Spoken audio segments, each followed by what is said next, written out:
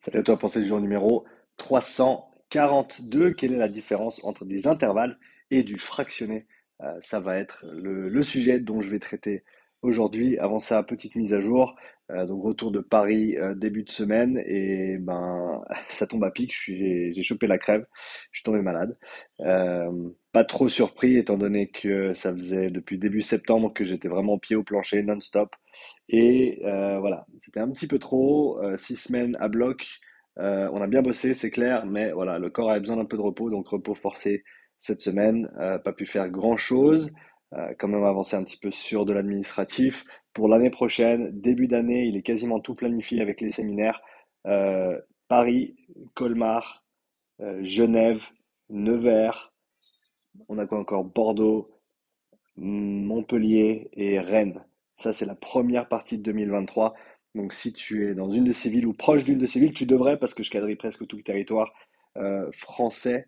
Euh, N'hésite pas à mettre en commentaire où tu te trouves et si tu es intéressé par un séminaire, eh ben, ce sera l'opportunité l'année prochaine de se rencontrer. Pour le sujet du jour, intervalle et fractionné. Donc, je pense qu'il y a plusieurs définitions différentes.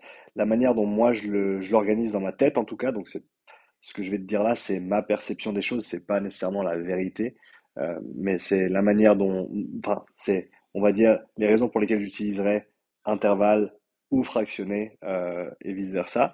Donc, par exemple, si on fait, je vais prendre l'exemple des intervalles de type VO2 max qu'on va faire en zone 5, que tu retrouveras notamment dans la prog bike erg puissance, vu qu'on va évoluer dans ces intensités-là notamment. Et ben, en zone 5, tu as deux manières principales d'aborder le travail. Et c'est soit avec des intervalles continus, soit avec du fractionné. Donc, ça va te donner un exemple concret de là où moi je fais la différence, en tout cas, entre les deux. Donc, par exemple, un intervalle ou une séance de développement de VO2, de VO2 max, donc en zone 5, ça peut être par exemple 4 fois 4 minutes à vitesse constante, à disons 110% de ton seuil 2 ou de la puissance critique avec 4 minutes de repos actif. Ça, pour moi, c'est des intervalles. Ok, c'est des intervalles de travail et des intervalles de repos. Après, tu as du fractionné. Par exemple, le travail en 30-15, pour moi, c'est du fractionné. Je me suis presque pris à dire ici intervalle en 30-15. Donc oui, ça reste des intervalles de travail et de repos. Par contre, ton bloc de travail sur du 30-15, eh ben, c'est pas juste une fois 30-15, dans le sens où tu accumules du travail sur 8, 10, 12, 15 répétitions de 30-15, donc tu fractionnes ton travail, mais c'est le cumul de ces intervalles fractionnés qui va faire que cette charge d'entraînement va s'appliquer et va t'aider à développer cette qualité de consommation maximale de l'oxygène. Donc pour moi, c'est là où je veux faire la principale différence. Après, je pense que euh, ça reste de la sémantique, même si la sémantique c'est important, ça reste à ce stade-là, ça fait pas une énorme différence que tu utilises le terme intervalle. Si quelqu'un me disait intervalle en 30-15, j'irais pas lui dire ouais, c'est plutôt du fractionné. Mais je pense que fractionner le temps de travail total, eh ben, ça te permet, notamment dans ces cas-là, d'accumuler du travail à une intensité relative qui est plus haute. Parce que quand tu fais du 30-15, ben, le 30, il va se faire à plutôt 120% de ton seuil 2, comparé au 110% dont on a parlé avant sur des intervalles en continu. Donc il y a un intérêt par rapport à ça. C'est un peu plus facile au niveau mental et au niveau des jambes aussi de le faire en fractionné. Donc c'est pour ça que bah, tu le verras notamment dans la prog bike erg puissance, tu commences le développement de zone 5, tu le commences avec du fractionné et on progresse ensuite vers des intervalles en continu parce que justement c'est un petit peu plus simple. Donc c'est un petit peu moins taxant sur le système et sur le mental également. Cela étant dit, je pense pas que ça fasse une énorme différence. Encore une fois, ça reste simplement dans l'organisation des mots et la manière dont on s'exprime. Mais on m'a posé la question, c'est quoi la différence entre des intervalles et du fractionné? Donc je me suis dit, je vais faire une petite vidéo. Donc nous voilà.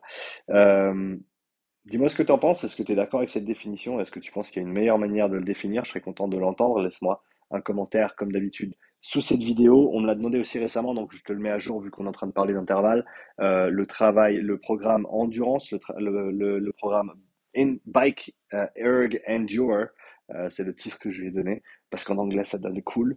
Donc le programme d'endurance sur Bikehack sera bientôt disponible. Je suis en train de bosser dessus ces jours-ci, avec des résultats extrêmement intéressants qu'on a pu avoir avec les participants qui l'ont fait, qui ont même fait des versions raccourcies de ce programme dans les mois derniers. Voilà, pour ceux qui étaient intéressés, comme ça tu as la petite update.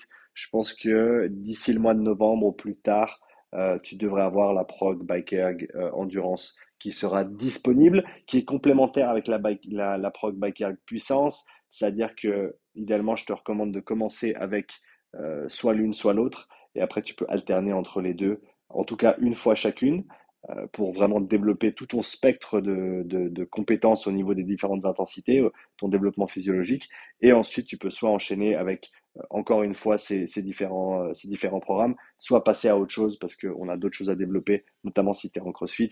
Mais voilà, donc tu pourras avoir accès à cette prog bike erg et vélo de manière générale tout bientôt. Si tu es intéressé, laisse-moi un commentaire. Voilà pour cette petite pensée du jour. J'espère que toi tu vas bien. J'espère que tu vas très très bien même.